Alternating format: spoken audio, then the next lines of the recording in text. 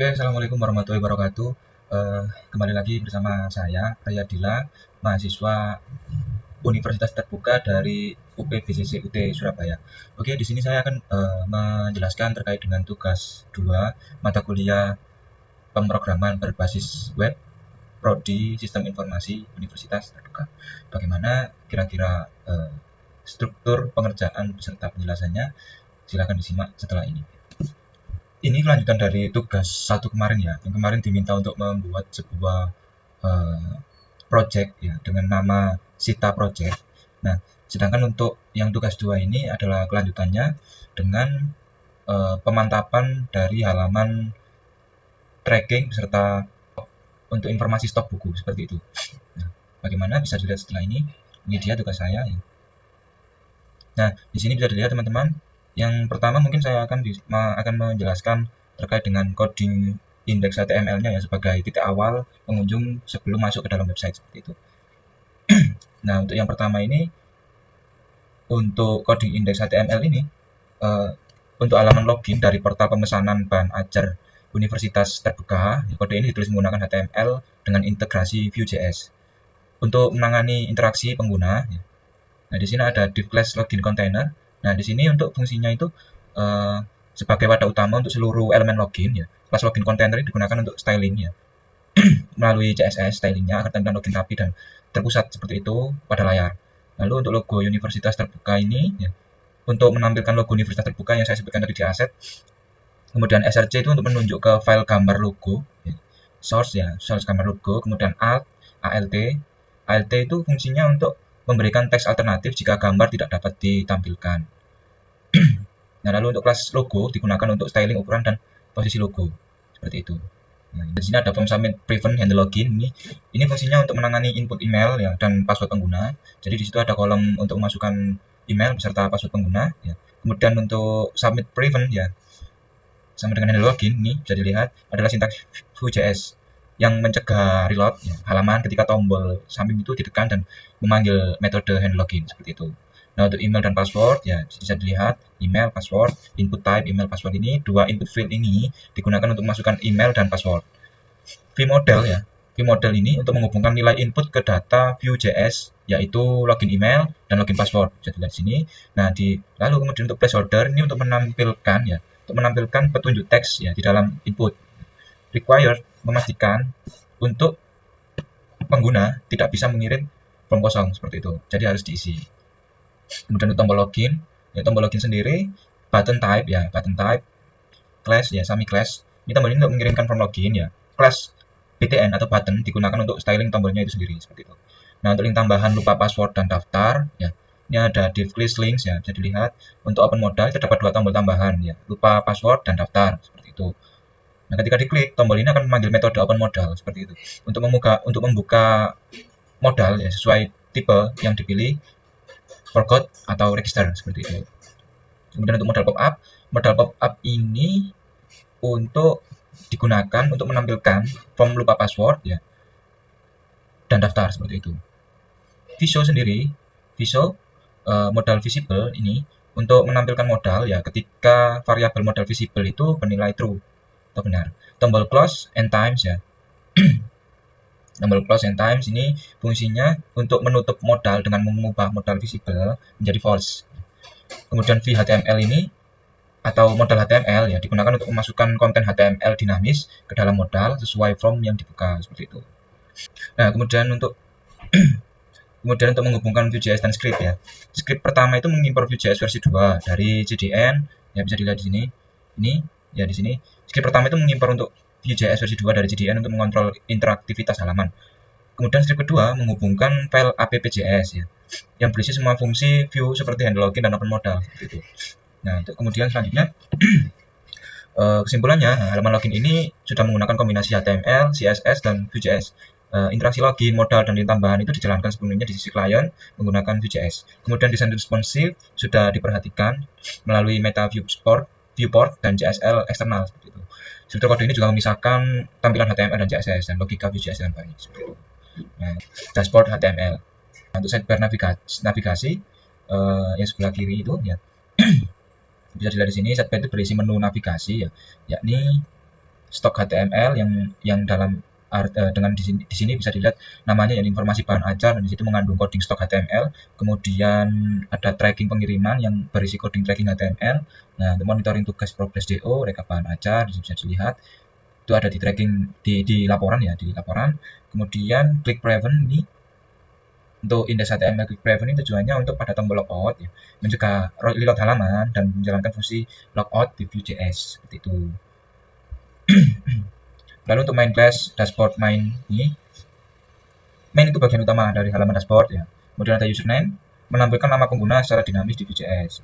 Nanti selanjutnya ada kartu informasi. Nah, card elemen visual ini menampilkan informasi penting secara ringkas seperti itu. Nah, stock length ini untuk menampilkan jumlah judul bahan acar, kemudian paket length ya, menampilkan jumlah paket yang tersedia. Data ini diambil dari Vue.js sehingga akan terupdate secara real time saat data diubah. Seperti itu. Kemudian selanjutnya itu untuk menghubungkan Vue.js dan script ya, sama ini penjelasannya seperti tadi. Nah, untuk selanjutnya ini kita ke coding stock HTML. Nah, untuk panel filter ya, panel filter ini filter panel main content ya, sampai dengan dari section itu sampai dengan div ini ya, div yang bawah ini itu panel filter ini memungkinkan pengguna untuk menyaring data stok ya. Vmodel ya, Vmodel filter OPPJC, kemudian Vmodel filter kategori ya, kategori, kemudian V4 ini ya, itu tujuannya untuk memfilter ya, mengikat filter ya ke data view. Checkbox ya, checkbox sendiri untuk menampilkan stok di bawah safety stock atau stok habis. Nah, seperti itu. Untuk filter kategori ya hanya aktif jika UT daerah sudah dipilih, seperti itu. Before you in APBJJ UPBJJ list. Oke, you file option ini. Nah, kalau misalkan belum dipilih, maka belum bisa mengaktifkan filter seperti itu. Sorting dan aksi. Class filter raw ini sampai dengan div ini ya. Itu tujuannya untuk sorting berdasarkan judul, stok atau harga dengan arah naik turun ya. Apply filter untuk menerapkan filter ya. Nah, ini sorting berdasarkan stok, judul dan harga, bisa dilihat di sini. Sort by, filter sort dan sorting dan aksi ya. Di sini bisa disorting berdasarkan judul, stok dan harga. Kemudian untuk arah apply filternya, untuk menerapkan filternya bisa harganya itu atau stoknya itu arahnya naik atau turun seperti itu. Nah, untuk tombol reset sendiri ya, reset untuk mengembalikan semua filter ke default. Dan tombol bahan acar membuka modal untuk menambahkan item baru dan seperti itu. Tambah bahan acar ini. Kemudian tabel data stok. Nah, jadi di sini mulai dari main, tabel ID bahan acar ini, border sampai padding 8 sampai dengan main ini ya. Itu tujuannya untuk menampilkan daftar bahan acar dalam bentuk tabel. Nah, V4 ini sendiri digunakan untuk iterasi data view display stock seperti itu. Nah, ini display stock, kemudian status class item ya. Ini digunakan untuk menampilkan stok dengan styling dinamis gitu. Jika data kosong ya, muncul baris tidak ada data. Tombol edit untuk membuka model untuk mengubah data stok. Ini bisa digunakan untuk mengedit data stok di sini. Tambah atau edit ya, add ini ya, modal visible ini tujuannya untuk muncul jika modal visible bernilai true. Nah, judul modal menyesuaikan mode edit atau tambah baru. Nah, edit atau tambah bahan acar. From menggunakan vmodel ya untuk binding data dinamis dengan edit item seperti itu. Tombol simpan sendiri untuk menyimpan perubahan dan batal untuk menutup modal. Selanjutnya untuk selanjutnya script Vue.js ya. Ya, ada di sini. Selanjutnya coding tracking .html ya. From tambah delivery order ya, bisa dilihat di sini. From ini tuh digunakan untuk menambahkan delivery order baru seperti itu. Nah, submit prevent ya, hanya untuk mencegah reload halaman dan menjalankan fungsi add delivery order di Vue.js. Nah, kemudian untuk value next DO ini untuk di generate otomatis dan bersifat read only. Nah, untuk value next DO untuk vmodel ya, vmodelnya sendiri pada name ini bisa dilihat nama, ekspedisi, kemudian paket yang mengikat, input dengan data view seperti itu, ini bisa dilihat. Kemudian tampilan harga ya, mulai select paket ini, selected paket ya. Ini untuk menampilkan isi paket bahan acar yang dipilih. Kemudian format rupiah ya, digunakan untuk menampilkan harga dan dalam format rupiah. Kemudian div ini ya juga muncul ketika selected paket ada. Tombol simpan ini class button tab submit simpan DO ya. Nah, simpan. Kemudian selanjutnya ada panel tracking DO atau delivery order. Nah, tracking search ya, margin top. Nah, tracking ini pengguna bisa mencari DO tertentu dengan nomor DO.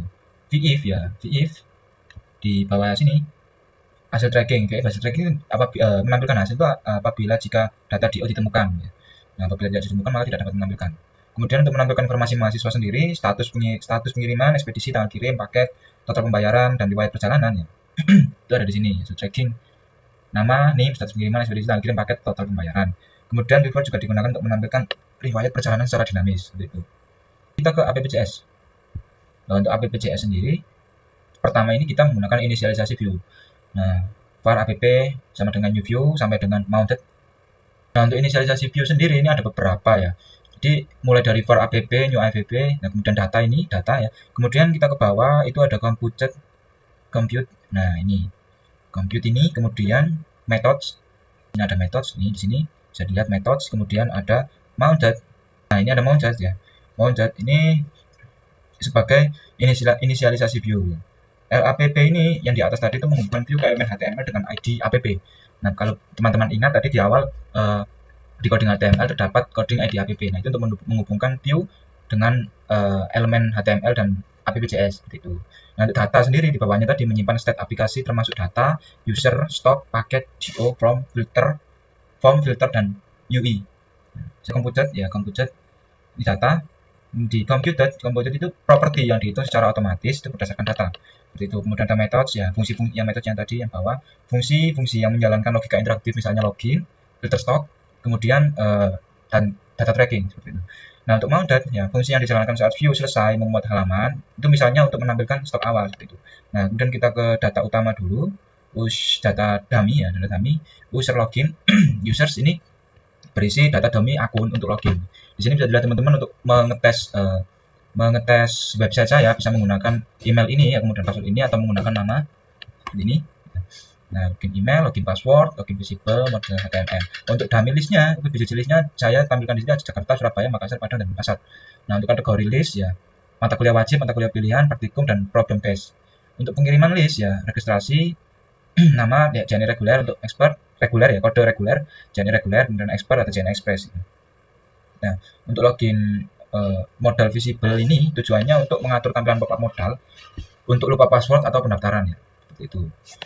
Data dummy stok paket bisa ada di sini, ada OPBJJ list, ini UT daerah, kategori list, kategori bahan ajar, kemudian pengiriman list ini untuk ekspedisinya, terus paket yang berisi bahan ajar beserta harga ya, bisa dilihat di sini, ini paketnya.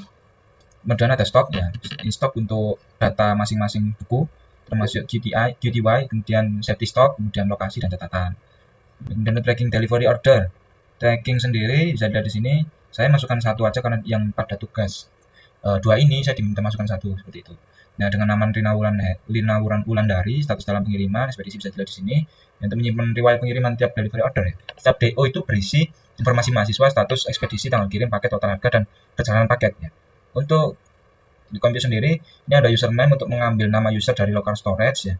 Kemudian ada greeting, ada ucapan selamat pagi, selamat siang, selamat sore, dan ini akan ada tergantung sesuai dengan jam ya. Dari jam 4 sampai dengan jam 11 itu selamat pagi, kemudian jam 11 sampai dengan jam 15 itu selamat siang, kemudian jam 15 sampai dengan 18 selamat sore. Nah, return selamat malam, lebih dari itu selamat malam. Kemudian untuk OPBJJ list ini untuk menghasilkan daftar UT daerah unik ya berdasarkan stok. Nah, stok map, OPBJJ list, return array from set size ini untuk menampilkan UT daerah unik berdasarkan stok. Kemudian kategori option itu untuk menampilkan kategori sesuai UT daerah yang dipilih. Ya, next DO itu menghasilkan nomor DO. Kemudian select paket ya untuk mengambil detail paket berdasarkan pilihan user seperti itu. Jadi mungkin teman-teman akan langsung saya ajak untuk mengecek langsung websitenya seperti apa. Pakai email UT sudah ut.ac.id maksudnya UT 2025. Nah, sini bisa dilihat sampai datang admin UT daerah. Ya, pilih menu di sebelah kiri untuk mulai menggunakan aplikasi informasi bahan ajar dan tracking pengiriman. Pertama kita lihat informasi bahan ajar dulu. Nah, bisa dilihat di sini teman-teman. Ini dia stoknya ya. Nah, selanjutnya ada ke tambah delivery order ya, bisa tracking pengiriman. Karena ini sesuai dengan data dummy yang diberikan oleh tugas, maka dari itu kita bisa langsung saja untuk nomor DO otomatisnya ini ya, coba masukkan. Kita pakai coba nomor 2. Nah, oke teman-teman, jadi kira-kira seperti itu saja tampilan website saya kali ini. Terima kasih banyak. Mohon maaf apabila dalam penyampaian ada sedikit salah kata atau penyampaian tidak kurang jelas. Saya akhiri. Wassalamualaikum warahmatullahi wabarakatuh. Terima kasih.